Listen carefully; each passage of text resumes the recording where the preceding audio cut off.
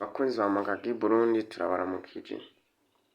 Rero nkuko twigeze kuba turiko tubamenyesha yuko hari amakuru avuga yuko umutama Naphtal Nshimirimana ariko arafata urugendo rumugarukana mu gihugu ciwe c'amavukiro, aho yanugwanugwa yuko yoba agiye kugaruka nyuma y'imyaka 30 kugira ngo arabe ibikorwa yaranguriye ku mutumba we w'amavuko, ikomine ndetse igihugu ciwe, aho twavuga yuko vyanugwanugwa.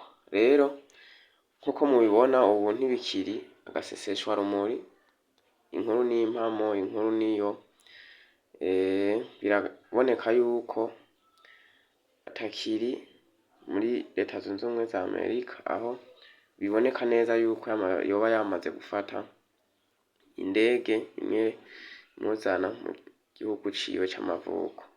Rero tukaba tubirindiranye igishika, tukaba tuvyiteze ko bizogenda neza mu gihe tuzomubona yashitse amahoro, yashitse mu gihugu ciwe, aho aje kuraba ibikorwa vyiwe vyamazwe kurangurwa mu gihugu, ndetse n'ivyo ateganya kuca akomeza gukora kugira ngo akomeze agire iterambere ahavuka, iterambere ku gihugu.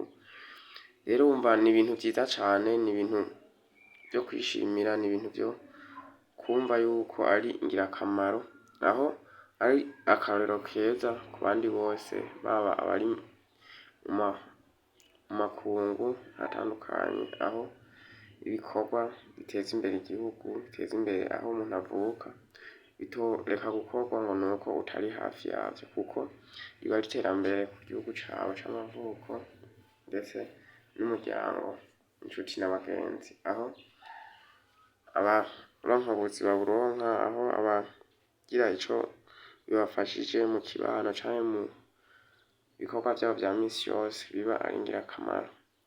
Rero murumva yuko nk'aho avuka abantu bamurindirana igishika, biteze kubona uwo muntu yama abakorera ivyiza. Narirya hari haheze igihe kinini nk'abato baba bavutse basanga uwo muntu bamwumva ku matwi.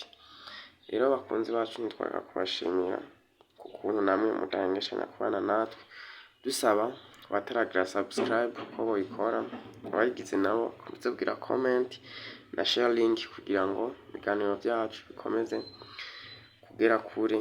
Rero ubu twovuga yuko ari akanyamuneza ntangere kubipfuza bose kumubona, kubipfuza kubonana nawe aho azoba yishikiye, aho azoba aje kuraba ibikorwa karanguye.